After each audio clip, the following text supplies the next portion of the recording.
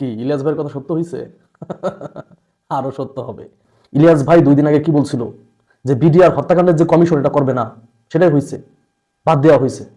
আজকে 2024 সালের ডিসেম্বর মাস, আমি বাংলাদেশের মানুষের সামনে ভিডিওতে বলে যাচ্ছি বিডিআর হত্যাকাণ্ড নিয়ে কমিশন গঠন করবে না তারা। কোনো কিছু যে হচ্ছে না, মানে ইন্ডিয়ার ব্যাপারে সব জায়গায় চুপ, সবকিছুতে কাজ চলছে, এটা চলছে ওটা, ইন্ডিয়ার ব্যাপারে সবকিছু চুপ।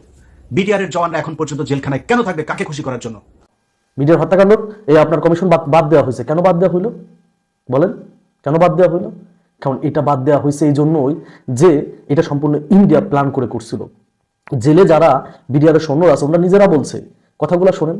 50 জন 60 জন বিডিআর যারা নিরপরাধ তারা বলেছে যে বিশ্বাস করবেন কি জানি না, ওইখানে সেদিন যারা গুলি করেছে, যারা হত্যা করেছে তারা আসলে বাংলাদেশের কেউ ছিল না। এরা অবশ্যই ওই ভারত থেকে এসেছিল এবং ষড়যন্ত্রমূলক আমাদের পোশাক পরে কিভাবে ঢুকেছে তাদেরকে চিনতে পারতেছিলাম না। আপনারা তো কথাগুলো শুনলেনই। এই হত্যাকাণ্ড বাংলাদেশের একজন বিডিআর সদস্য সেনাবাহিনীর সদস্যদের উপর গুলি চালায় নাই, গুলি চালাইছিল ইন্ডিয়া থেকে এসে পোশাক পরে। তো এখন এটা যদি তদন্ত হয়, আসল তথ্য বের হয়ে যাবে, তখন তো ইন্ডিয়া মনে করেন ইন্ডিয়ার জবাব দিয়ে দিতে হবে। এই জন্য কমিশন বাতিল করা হয়েছে। হ্যাঁ, আপনারা ইলিয়াসরা চিনলেন না, গুরু চিনলেন না এখনো। গুরু চিনবেন, গুরু যেতগুলা কথা বলছে না সবগুলাই সামনে আসবে।